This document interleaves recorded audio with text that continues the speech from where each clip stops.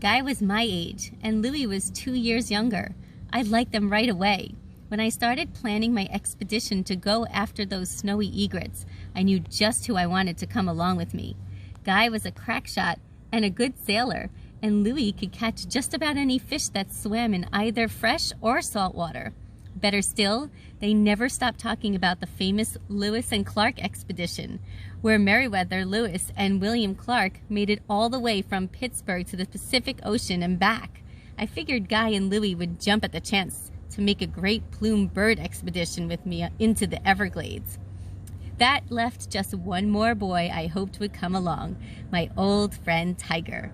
Fortunately, I knew Tiger made an annual hunting trip down the coast, right past Hypoluxo Island, so I convinced Guy and Louis to come with me, and we went off to find Tiger. They were surprised at first, but I explained that a lot of Seminole boys traveled alone to hunt and trade for themselves. It took some good luck, but fortunately, I knew all of Tiger's favorite camping places on the barrier islands, and it didn't take long before we saw a thin plume of smoke and found Tiger in his canoe at a small camp by the water. We hailed him, and Tiger jumped up and waved at us.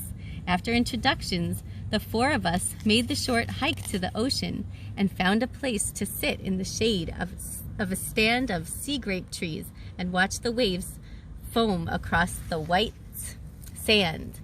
After we all settled in, I said, "So boys, I've got an adventure for you, if you're interested." "An adventure?" Guy said. "What kind of adventure?" "Do we get to fish?" Louis said. "Definitely," I said, "and more besides." Then I explained all about John Samuelson and my idea of a great plume bird expedition. I especially focused on how much money we could make. I said the Bradley brothers could likely buy their very own sailboat, and Tiger could get his village just about anything he wanted. "And if you think about it," I finished, "we'll be just like real explorers, just like Lewis and Clark. We'll have to go into the big swamp of Paheoki. What do you think?" "Our parents will never let us go off like that," Louis said. "Pa'd whip us good." "Maybe," I agreed. "But what if you came back with a sack full of money?" "I don't know," Louis said uncertainly. Then Guy cut in. "You say we'd actually go into Paheoki? I thought only the Indians went in there. I didn't think white men went into the swamp." "Well, then we'd be the first," I said. "Except Tiger. You've been there before, right?" Tiger nodded. "Yes, my people know Paheoki." "See," I said, "if Tiger comes, we'll be with a real Seminole who's been there before. And you'll come along, right, Tiger?" He shrugged. "Where is Rookery?" he asked. "Paheoki very large. You know where Rookery is?" "Well, not exactly," I said. "But look." I unfolded a map I had brought from home.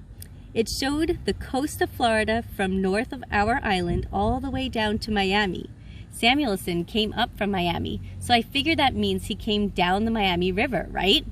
We could sail south to Biscayne Bay, then go up the Miami River. I traced my finger along the route until it faded into nothing. We'll end up here.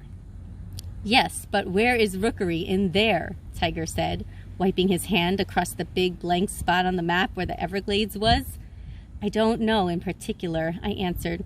"But there can't be too many big rookeries full of snowy egrets. We'll just look until we find it." Tiger shook his head a little. "I don't know, Charlie. Paheoki is very wild. Even Seminoles don't know everywhere."